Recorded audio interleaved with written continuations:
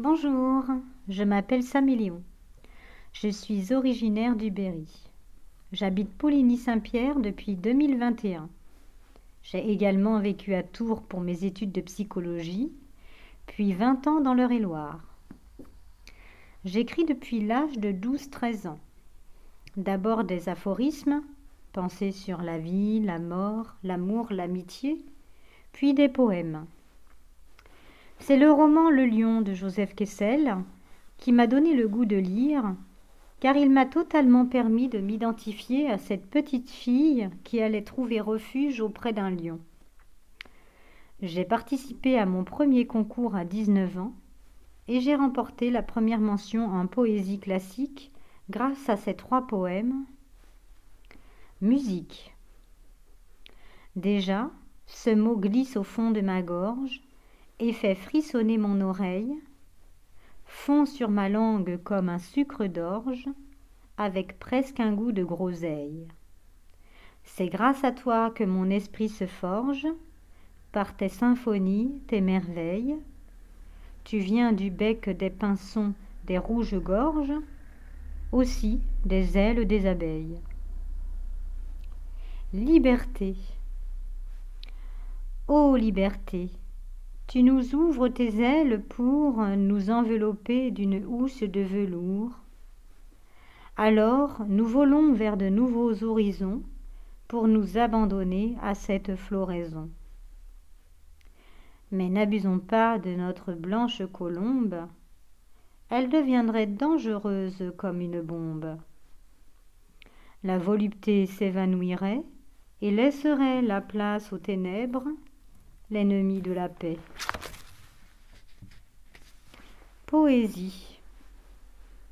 Des vers, des pieds, des quatrains, tes mots nous rendent sereins. Les mystiches à l'alexandrin, cela fait toujours très bien. Le monde apparaît plus vrai aux humains qui n'existaient que dans leur ombre sans rais, de lumière, espoir de paix. Vers 2006, je me suis inscrite sur des ateliers d'écriture par Internet et cela m'a permis d'améliorer ma grammaire et ma conjugaison en apprenant des livres comme Le français correct pour les nuls et le Becherel. J'ai également testé l'atelier d'écriture en réel afin de vérifier si j'étais capable d'écrire devant des gens et en un temps imparti. En 2007, j'ai remporté la première place régionale d'un concours organisé par la Poste et pour lequel il fallait écrire un poème pour la Saint-Valentin. Voici le poème que j'ai écrit à cette occasion. Ma tendre moitié, j'ai bataillé durement afin que tu sois mien, épuisant mon ardeur pour que tu m'aimes enfin. De mes yeux tant de pleurs se sont écoulés, car je pensais par trop t'aimer. Je t'admire, toi mon homme, mon militaire. Le chemin qui t'a conduit jusqu'à moi, tu l'as foulé comme allant au combat. De toi, je suis extrêmement fière. Que dire de plus sinon je t'aime, conjugué à ta seule personne et à tous les temps. Te le murmurer, te le susurrer, en faire un poème, ou te le chanter, le pourrais-je seulement? Je connais une bien meilleure manière, celle de te faire admirer le visage de l'amour, en te guidant jusqu'au firmament de sa lumière, comme on gravit les marches d'une tour. Je verrai ton regard s'adoucir sous l'incroyable clarté, dont aucun œil ne peut supporter la brillance. Et là, je saurai que j'ai triomphé, même si rien, jamais, n'est gagné d'avance. L'amour, à l'image d'une fleur fragile, a besoin de chaleur et de pluie, des baisers de soleil qui la rendront docile, et des larmes de joie pour qu'elle soit épanouie. Et avec une amie, Notre nouvelle « Si mon Bérite était compté » est arrivée 11e sur plus de 200 participants lors d'un concours sur le thème du voyage. De 2010 à 2012, en tant qu'auto-entrepreneur, j'ai proposé mes créations artistiques, pastels tendres, crochets, poterie. D'ailleurs, j'ai fait plusieurs expositions de mes pastels consacrés aux étangs de la Brenne, aux fleurs. Avec mon binôme, nous proposons des expositions musicales, c'est-à-dire que je peins des acryliques sur ces musiques ou l'inverse. Parfois aussi, nous travaillons conjointement sur un thème ou un terme qui nous plaît. Vous pourrez découvrir notre exposition musicale à Pouligny-Saint-Pierre dans cette même salle du 22 avril au 1er mai et qui regroupera tout ce que nous avons fait jusqu'alors. En attendant, vous pouvez visiter notre chaîne YouTube qui s'intitule Gossam l'art au naturel. Pour ma part, le 31 janvier dernier, j'ai publié mon premier roman, Les mythes dans le placard, aux éditions La Route de la Soie. C'est un roman que j'ai écrit de 2008 à 2009. Cela m'a pris 9 mois pour aller au bout, contrairement aux 3 autres que je n'ai soit pas terminés, soit pas retravaillés. Les mythes dans le placard parlent d'emprise mentale, de violences infantiles. Cela parle de thèmes basiques tels que la vie, la mort, l'amour, l'amitié. On y trouve aussi des réflexions sur l'histoire, la politique, la sexualité, la télévision, les sectes. Mon personnage principal est un enfant qui va grandir dans une famille où il va subir du dénigrement à travers des a priori, des préjugés, à l'école et au catéchisme aussi.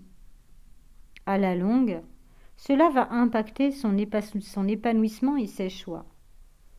Nous verrons de quelle façon et comment il parviendra à se tirer d'affaire. C'est donc aux éditions La Route de la Soie que j'ai confié mon manuscrit qui a été préservé dans son intégralité. C'est grâce à la chaîne YouTube Méta de Choc, créée et animée par Elisabeth Fetty, que j'ai découvert cette maison d'édition. Méta de Choc est une émission de métacognition appliquée à soi-même, sur des sujets tels que l'ostéopathie, les dérives sectaires, le militantisme, l'homosexualité, la psychanalyse entre autres. Certaines de ces interviews ont été publiées sous format papier par les éditions La Route de la Soie. J'ai grandement apprécié l'éthique de cette maison d'édition, basée sur le culturel et l'artistique.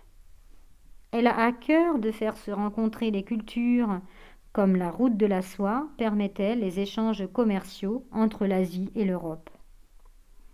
Cette maison d'édition a vu le jour en 2017 et a été fondée par Sonia Bressler, docteur en philosophie et en épistémologie. La Route de la Soie, elle connaît bien pour en avoir parcouru 8000 km. C'est grâce aux cours qu'elle donne à l'université qu'elle peut financer l'impression des livres qu'elle publie et qui bénéficient du même service de distribution que Gallimard.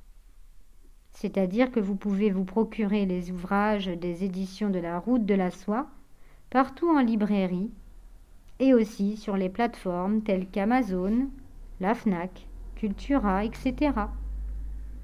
Il est toutefois préférable de commander directement sur le site de la maison d'édition pour des raisons de commission. Il faut savoir également que l'impression se fait à la demande pour des raisons écologiques. Avant de vous présenter mon roman, sachez que je ferai une lecture et une séance de dédicace à la bibliothèque de Pouligny-Saint-Pierre le jeudi 20 avril à 20 h autour d'une tisane. Vous pouvez également me suivre sur ma chaîne YouTube, du côté de chez Sam, 2703. Vous y trouverez mes poèmes mis en musique, certaines de mes chansons et des chroniques littéraires que j'ai écrites sur des livres qui m'ont interpellée. Mais commençons par le commencement. Les mythes dans le placard Le prologue.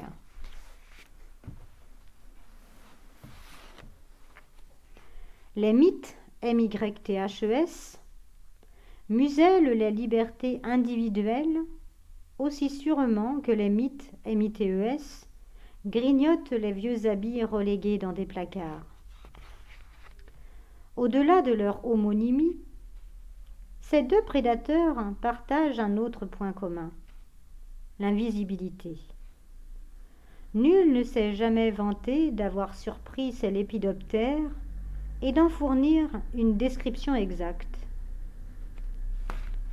Les mythes, MYTHES, restent tout autant imperceptibles. Ce ne sont ni des insectes trop minuscules pour être discernables à l'œil nu, ni des objets. À défaut de les tenir dans la main, ils sont manipulables. Ce sont des mots qui, ajoutés les uns aux autres, forment des phrases et qui, liés entre eux, donnent du sens. On peut les astreindre à exprimer ce que l'on veut. Aussi influence-t-on autrui en lui suggérant, de façon persuasive, la route à suivre. Les mythes sont des formules implacables, des ordres, des obligations, qui ne tiennent compte ni de l'affect, ni du tempérament de l'être humain. Le mythe, MYTHE, revêt le costume du gentleman, superbe, élégant, distingué. Il inspire le respect de par sa stature impérieuse. Le mythe, MYTHE, se cache derrière le masque que l'on veut bien lui voir porter. C'est un caméléon qui se compose un visage de circonstance. Il est prétexte à la prétendue bonne conduite. Pour ne pas choquer en empêchant, il contraint. Ainsi n'est-il pas jugé castrateur en ne recourant pas à la forme négative. Au contraire, il pousse à l'action « tu dois ». Son caractère optimiste lui confère un rôle moteur. Il stimule. En réalité, il fourvoie. Néanmoins, ces deux monstres diffèrent en genre et en nombre. On parle souvent des mythes, MITES, qui, de sexe faible, agissent toujours en groupe. Les mythes ont abîmé ma jupe. Le mythe, MYTHE, lui, de type masculin, singulier, n'a besoin de personne d'autre que de lui seul pour faire des ravages. Le mythe de Napoléon. Si jamais on ne les voit, on en constate invariablement les dégâts. Des trous dans les tissus ou dans la personnalité, béances dans l'essence même de l'être ou de la chose. À l'instar des mythes MITES qui dévorent la kératine des vêtements, les mythes MYTHES détruisent le moi. Dégradation irrémédiable. Si contre les premiers la naphtaline existe, aucun hydrocarbure ne tient éloigné les seconds. Rien pour s'en protéger, sinon le courage de regarder au-delà des apparences, la clairvoyance et la capacité de recracher des idées préconçues, prémâchées, prédigérées. Aujourd'hui, sur les rives de mes 40 ans, je peux me flatter de m'être purgé de ces mythes, MYTHES, d'avoir eu la force de régurgiter ces idées préconçues, prémâchées, prédigérées, qu'on m'avait forcé à avaler, en ayant eu au préalable le courage de regarder au-delà des apparences et l'aptitude à voir distinctement, même si cela a eu pour conséquence d'avoir à encaisser la ribambelle de mensonges auxquels on m'avait fait croire, tels des diabolotins jaillissant de leur boîte et s'écrasant sur mon visage, stupeur de laquelle il fallut me relever. Cela ne s'est pas effectué en 1 minute, ni aisément. Ce fut un vaste et fastidieux voyage. Un trajet jalonné de doutes, de désespoir, avec la tentation de rebrousser chemin. Je n'avais pas choisi l'allée la plus agréable ni la plus fréquemment empruntée, comme au restaurant où on commande le traditionnel steak frites. J'avais opté pour un plat dont les ingrédients m'étaient inconnus. Non par zèle, mais par curiosité, pour découvrir ce que recèle un menu aux appellations sibyllines, pour m'inonder le palais d'un goût inédit. Ne plus me contenter de la fadeur de l'habituel, au risque d'être déçu, pis d'en faire une indigestion. Pourtant, aujourd'hui, parvenu au bout du parcours, je sais que les blessures n'ont pas été vaines, qu'elles m'ont initié à une connaissance du monde, elles m'ont rempli de moi, conception que je n'aurais pas acquise autrement. Avec le recul, la souffrance me paraît bien futile, comparée à la paix gagnée. Qu'est-ce qui avait bien pu m'entraîner sur cette voie tortueuse, plutôt que de me laisser tranquillement flâner au gré des saisons, où nulle tempête ne serait venue me faire tituber? Peut-être ai-je cette faculté de déceler le dérangeant, l'anormal, le malsain, que cela appartient à mes gènes, au même titre que la couleur de mes yeux ou la nature de mon sexe. C'est un processus complexe qui s'est nourri des miettes d'une éducation défectueuse, afin de me permettre de poursuivre mon odyssée, en appuyant le doigt sur des détails extérieurement insignifiants, mais qui, inconsciemment, insidieusement, à l'abri des regards, ont causé des altérations considérables et à long terme. Qu'est-ce qui avait permis à des grains de sable de venir enrayer l'engrenage? Un signal d'alarme qui résonnait en moi, se manifestant par un pincement au cœur, une larme à l'œil, une puce à l'oreille qui me susurrait « Attention danger !» et qui avait jeté un trouble dans cet infernal conditionnement qui bouffait ma conscience en moi, ma confiance en moi au fur et à mesure que je grandissais. Petit à petit, les mythes MYTHES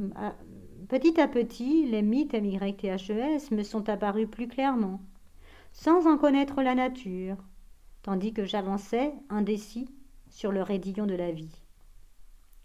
Je me déplaçais à l'égal d'un aveugle qui ne sait ni où il va, ni même si ses pas le conduisent quelque part. Cependant, plus je progressais, plus les mythes MYTHES se distinguaient nettement. C'est à 33 ans qu'ils se prolifèrent devant moi et que je pus les nommer. C'est à 33 ans que je pris la décision la plus cruciale de toute mon existence. Je compris alors que les mythes MYTHES se présentent sous forme de vérité universelle, sacrée, que l'on appelle devoir, obligation. Il est possible d'en découdre avec l'écheveau du mythe, MYTHE, à condition d'avoir trouvé l'extrémité du fil qui va favoriser son démêlage. Pour ceux qui l'utilisent, en abusent, ce terme est bien trop précieux, pédant, pour qu'ils en connaissent la véritable identité. Ces missionnaires se comportent à la hauteur de ce qu'on attend d'eux, imitant bêtement une démarche zombiesque, suivre le mouvement de la majorité, ainsi qu'une grosse vague soulevant une haleine de terreur et engloutissant la minorité, ceux qui arrachent les œillères, ceux qui écaillent le vernis, ceux qui bousculent l'ordre établi, ceux qui, comme moi, ne se contentent pas de la facilité. Quoi qu'il faille s'égratigner et s'esquinter les ongles à gratter le sol aride pour exhumer une source de liberté à laquelle s'abreuver.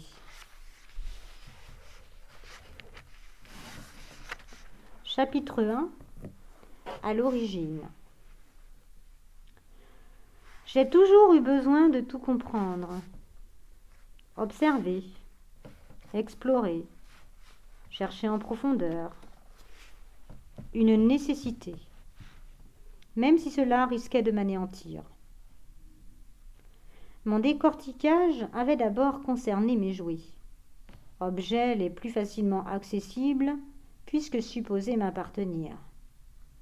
Construire, détruire, remonter, démonter, inlassablement. Je me souviens que vers 2 ans, j'entassais mes Legos, les uns sur les autres, le plus haut possible, afin d'atteindre des sommets vertigineux. Je m'imaginais être une fourmi se hissant jusqu'à la cime. Je sentais alors une apesanteur me soulever de terre, en même temps qu'un frisson de frayeur chatouillait ma nuque. Puis ma terre s'écroulait, puis ma tour s'écroulait. Cet ensemble qui, la seconde auparavant, ne faisait qu'un, se morcelait sous mes yeux, en se divisant en une myriade de fragments multicolores. Je recommençais, en prenant garde à ce que les cubes soient empilés dans le prolongement parfait les uns des autres. Toutefois, le résultat était le même. J'avais la sensation qu'un peu de moi-même périssait aussi. Apprentissage douloureux, ô combien bénéfique de la frustration. Je compris très vite que je pouvais être celui qui renverse, à l'instar de cette force invisible qui intervenait. Là, ce n'était plus la main divine, mais la mienne qui jouait les avions kamikazes. Bang! En plein dans le mille. Je ressentais une jouissance inépuisable à massacrer ce que je venais de bâtir. Cette tour, ce n'était plus moi. Elle m'était totalement distincte. Peu à peu, je réalisais qu'il est plus laborieux de construire que de détruire.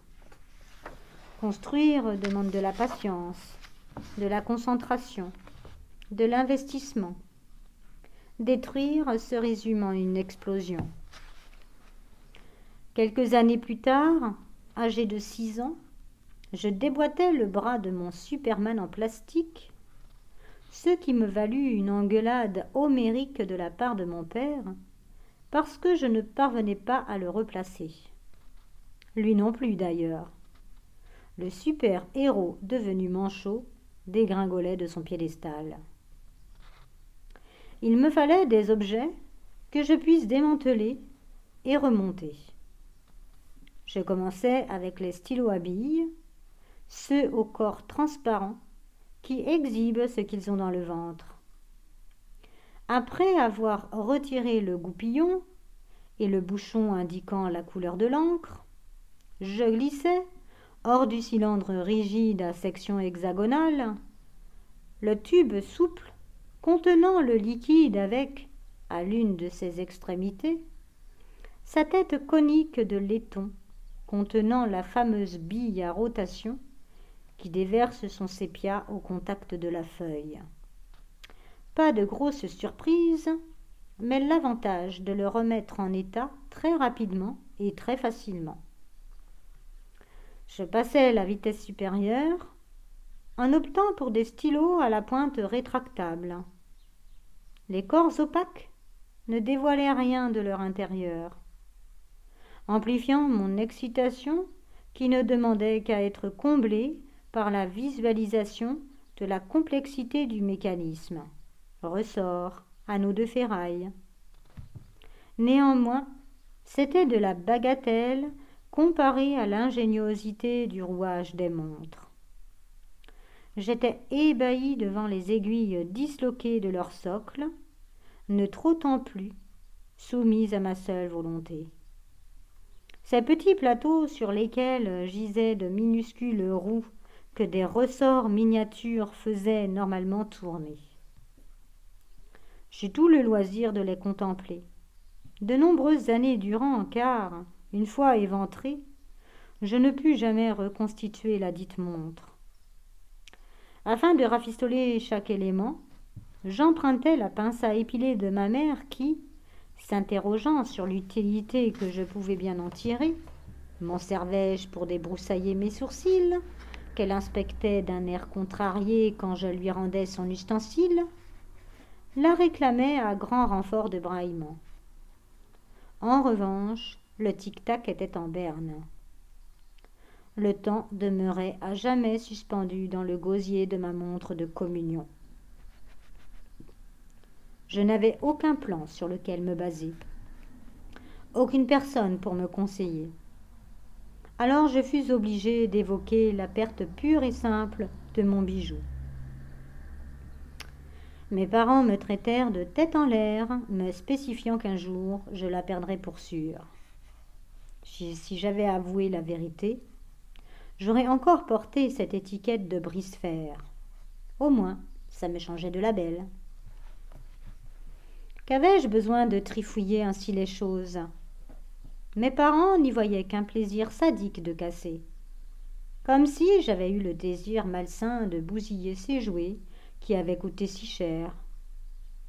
Me venger de ce qu'ils ne m'aimaient pas assez, ou prélude au sempiternel refrain d'adolescence, vous n'aviez qu'à pas me faire.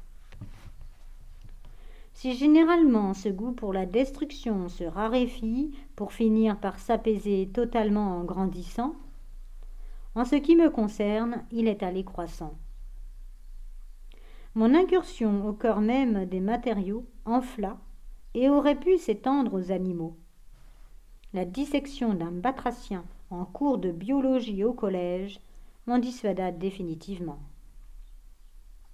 Nous étions organisés en groupe de 2 à 3 élèves, assis sur de hauts tabourets devant un zinc recouvert de carrelage blanc. Le professeur distribua à chacun une grenouille vivante que nous épinglâmes afin de la maintenir immobile. Puis, à l'aide du bistouri, nous découpâmes la peau moite de son ventre et observâmes l'intérieur de son organisme. C'était fascinant et répugnant à la fois. Je ne pouvais m'empêcher de me mettre à la place de cette bête inoffensive, crucifiée au nom du programme scolaire. Je ressentais la souffrance qui, sans l'ombre d'un doute, était la sienne.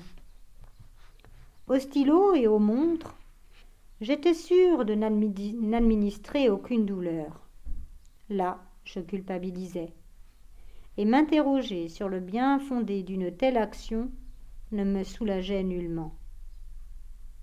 Découvrir ainsi le mystère de la vie, cette petite poire qui se presse automatiquement, l'épaississait davantage.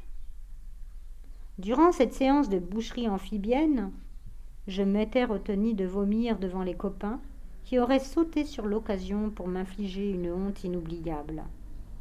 Cela m'avait irrévocablement scié l'envie de réitérer toute exploration concrète dans la viscosité des viscères. Je préférais m'en tenir à la nébulosité d'une machinerie perceptible par des sens occultes que je semblais détenir en ma possession. Alors je triturais, je farfouillais, je tripatouillais les idées, les comportements humains, à la manière du garagiste qui fourre ses mains dans le cambouis, puis, par extension, le fonctionnement de notre système de pensée.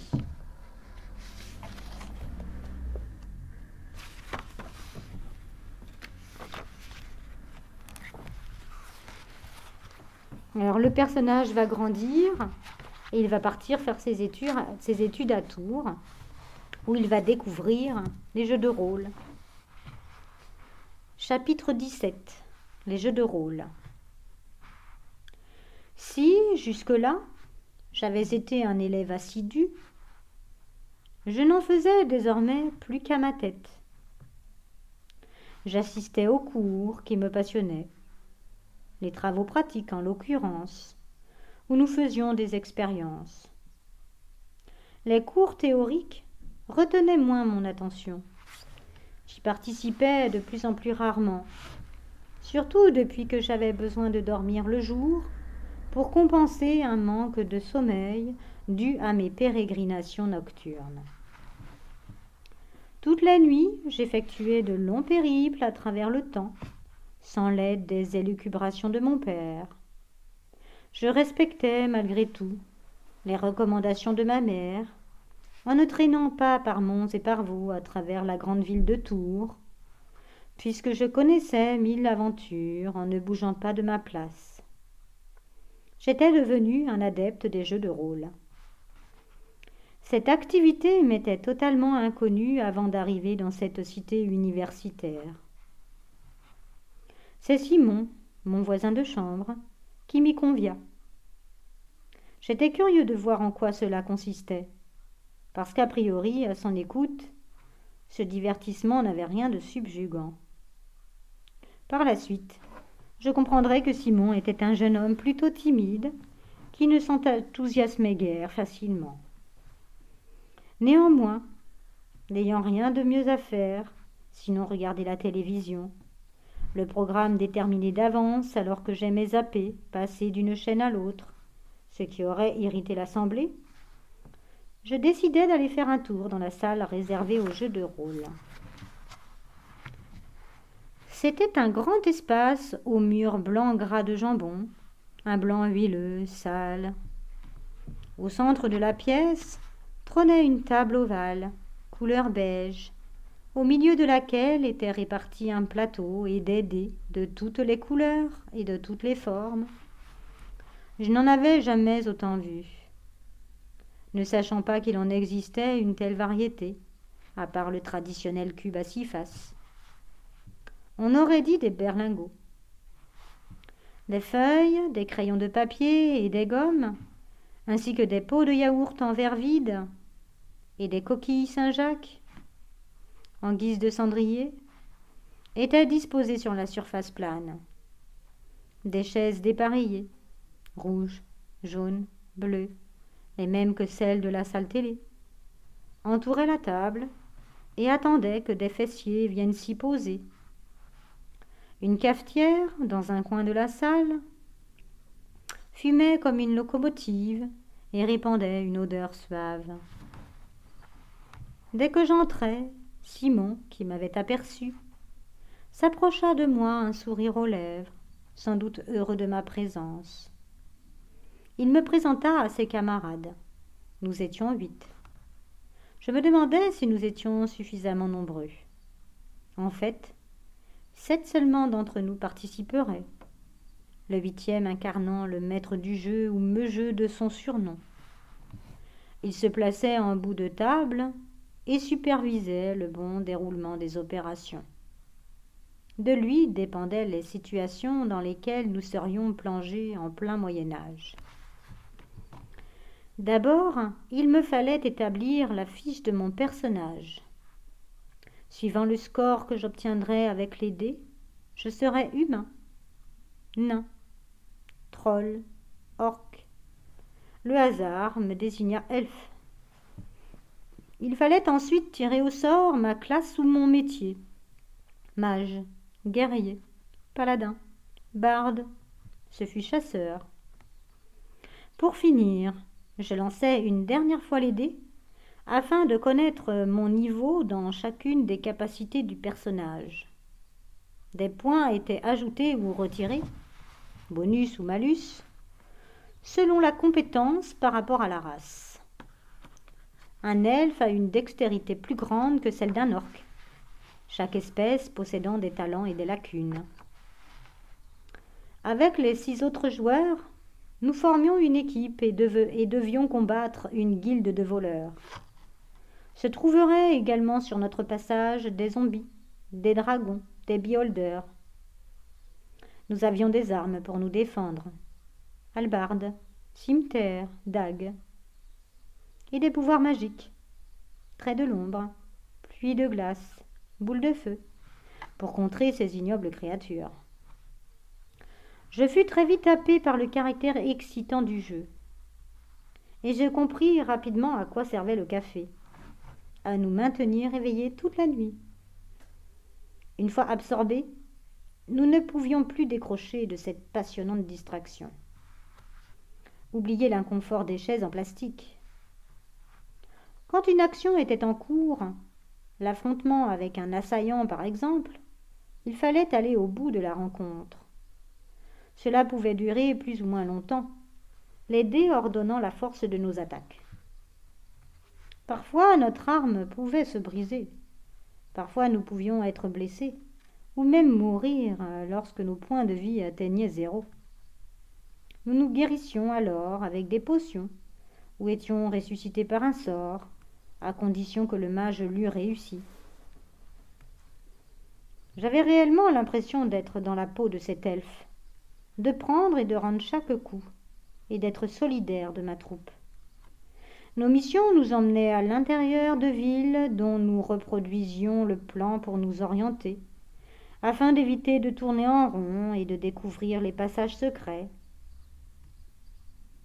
D'autres fois, nous violions l'antre de château à la recherche de nouveaux indices nous rapprochant de la quête finale.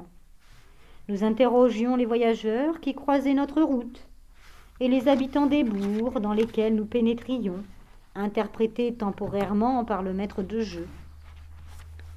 Il fallait pouvoir s'imaginer les scènes comme véridiques, agir comme dans la réalité, se nourrir, se reposer. Nous étions dans un autre monde où notre seule préoccupation se résumait à rester en vie. Dans l'instant présent, il ne fallait pas nous endormir. Nous buvions café sur café, et quel café! Il était tellement fort que la petite cuillère se mettait au garde-à-vous dans la timbale en plastique. Un café qui tenait au corps, pas un de ces jus de chaussettes immondes de nos voisins anglais. Nous fumions cigarette sur cigarette, dont la fumée enveloppait la salle d'un brouillard digne de ces forêts maléfiques que nous traversions dans nos parties, et duquel jaillissaient des morts-vivants ou autres ennemis suspects qu'il nous fallait terrasser. Moi qui n'avais jamais bu de ce breuvage, moi qui n'avais fumé que parcimonieusement, moi qui n'avais plus ma mère pour me chaperonner, j'imitais mes camarades et m'abandonnais au plaisir de mon âge. J'appartenais désormais à un clan. Je n'étais plus ce garçon anormal, cet être différent, le bouc émissaire. J'avais laissé mon passé et sa malle de souffrance derrière moi. Je les embrochais durant les batailles que mes acolytes et moi engagions, mes souffrances prenant le visage de l'adversaire que je vainquais avec la sensation de me libérer un peu plus de mes fers.